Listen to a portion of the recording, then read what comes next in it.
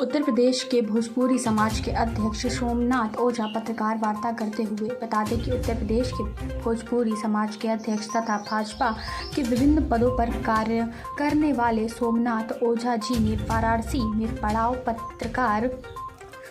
में पड़ाव पर पत्रकारों के समक्ष कहा कि आने वाले दिनों में भाजपा ही अपनी सरकार बनाएगी और बाकी बचे हुए अनेक कार्यों को संपन्न कराएगी। जो अपराधी अभी बचे हुए हैं उनका भी सफाया किया जाएगा। उन्होंने कहा कि छठ जैसे महापर्व को हमने पूर्वांचल में विस्तार दिया है और आगे भी हमारी कोशिश रहेगी कि जनता जनार्दन को किसी कष्ट का सामना न करना पड़े। गुजरात मॉडल की तर्ज पर तथा मोदी जी के नाम पर हमने सरकार बनाई थी और आगे भी हमारी सरकार बनाई जाएगी।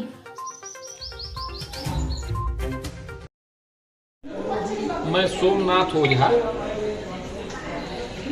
पूरे उत्तर प्रदेश में भोजपुरी के संबंध में जो कार्य होता है उस भोजपुरी समाज का मैं अध्यक्ष हूँ। जैसे यहाँ छठ पहले बहुत आज से 20 साल पहले चले जाए तो छठ का बड़ा कम वास्ता था लोगों को।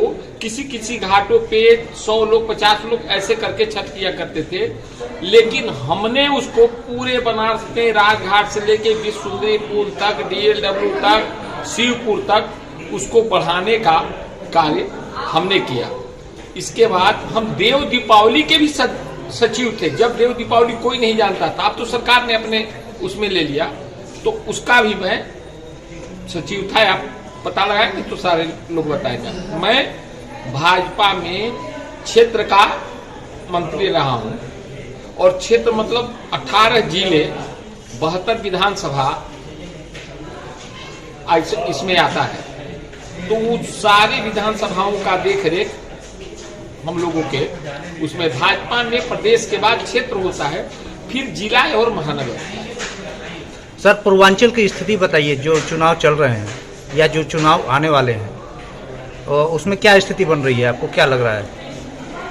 भाई साहब देखिए, इसमें स्थिति हमारी समझ से जैसा हमने अपना अनुभव किया कि पहले से अच्छी स्थिति। पहले हम गुजरात मॉडल पर और माननीय नरेंद्र मोदी के नाम पर हमने ये चुनाव जीता था कि हमको अच्छी सरकार चाहिए, ईमानदार सरकार चाहिए, सशक्त सरकार चाहिए और गरीबों को जो सहयोग करे ऐसी सरकार चाहिए। तो उस समय तो अच्छा लगा पब्लिक को। फिर हमने बड़ा ही काम, असंख्य काम करवाया। जैसे अब लोग कहा करते थे पहले भाजपा में सीटें कम आती थी, आपको पता होगा। नरेंद्र मोदी जब आए तो हम लोग एक बैग काफी बढ़े, तो ऐसा काम भी हुआ। जनता, पूरे भारत की जनता, चाहे वो किसी दल विपक्ष का हो, ये कोई नहीं कहता था कि 370 धारा इतनी आसानी से हट जाएगी, कोई नहीं कहता था। और वो असंभव काम को इन्होंने एक बार में 2001-2 में मैं जा रहा था माँ का दर्शन करने, तो वो पठानकोट में हमारी गाड़ी रुक गई। पठानकोट जो है वो उत्तर प्रदेश और पठानकोट जो है वो पंजाब और हिमाचल, उसका जम्मू कश्मीर का बॉर्डर है एकदम, बिल्कुल पठानकोट के बाद जम्मू कश्मीर और इधर पंजाब पड़ता है। तो सर वहाँ गाड़ी रुक गई। हम तो एसी में थे, पूरा परिवार था। मैं नहीं समझ पाया कि क्यों गाड़ी रुकी है। जब आधी घंटा गाड़ी रुकी रही तो मैं उतरा तो देखा कि सारे लोग, गाड़ी के लोग ट्रेन से उतर कहीं आसपास लगे हैं हजारों। और मैं इस भारत के नागरिक हूँ तो आंख से आंसू आ जाते हैं। ये स्थिति थी। 3.5 लाख कश्मीरियों को टेंटों में रखा जा रहा था, सीने पर धागा गया था, जंगू पर धागा गया था उनकी हमारी माताओं को, बहनों को, और वो दिखाने में लाज नहीं वो कर रही थी।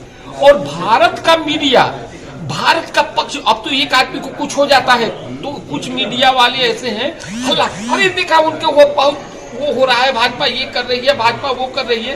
अब तरह तरह का हल्ला होता है। मैं तो ये कह रहा था कि जो दागा हुआ दिखाई देता था पाकिस्तान जिंदाबाद जंगों पर हाथ पे, उस समय आप कहाँ थे? 1.5-2 घर नहीं थे, 3.5 लाख विस्थापित हुए वहां से। कश्मीरी पंडित, हाँ, पूरा अपनी संपत्ति छोड़ के। एक भी मीडिया कुछ करने को नहीं आई। ये सरकार आती आती, जो ही थोड़ा सा याद करिएगा, जो ही चुनाव के बाद प्रधानमंत्री बने, सबसे पहली यात्रा इन्होंने कश्मीर का किया और वहां 200 करोड़ का तुरंत, सरकार भी नहीं थी, पूरी जनता वो थी कि अरे प्रधानमंत्री को क्या हो गया। 200 करोड़ रुपया जाके ऐसे किसी प्रदेश को, जहां चावल 2 रुपये है, सब भारत से जा रहा है, चीनी का वही हाल है, सारा सामग्री भारत दे ही रहा है, तो ये ऊपर से 200 करोड़ रुपया क्यों दी? हमको भी समझ में नहीं आया।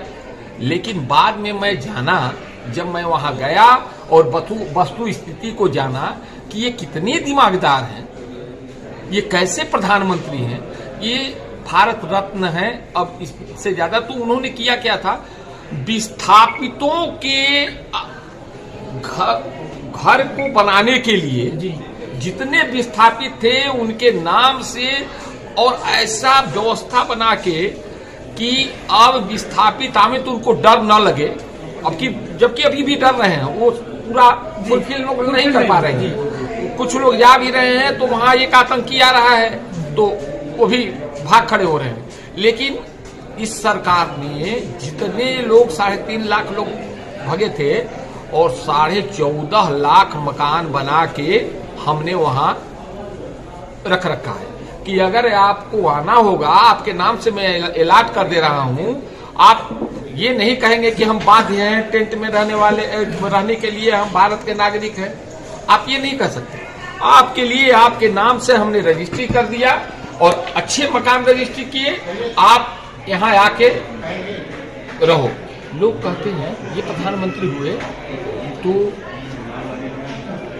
बाथरूम का उन्होंने, लैट्रिन बाथरूम का उन्होंने वो किया पूरे भारत में कि नहीं, प्रत्येक घरों में लैट्रिन बाथरूम होना चाहिए। लोगों ने इसको बहुत वो नहीं दिया।